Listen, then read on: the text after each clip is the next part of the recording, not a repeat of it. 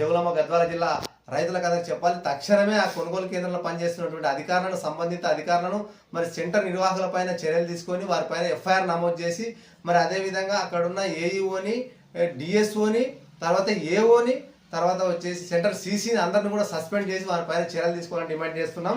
మన బైనపల్లి దగ్గర గ్రామ ప్రజలందరూ కూడా పెద్ద ఎత్తున ఆ అలీ అనే రైతు ఒడ్లు ఇక్కడ పండించలేదు, మరి ఈయన కర్నూలు నుంచి తీసుకొచ్చి అమ్ముతా ఉన్నాడు, ప్రతిసారి జరుగుతూ ఉందని కూడా స్వయాన గ్రామ రైతులే ఈ యొక్క వినతి పత్రాన్ని రాసి మరి సంతకాలు సేకరించినారు, సంతకాలు కూడా పెట్టించినారు. అందరు సంతకాలు కూడా పెట్టినారు గ్రామ రైతులందరూ, బైనపల్లె గ్రామ రైతులు.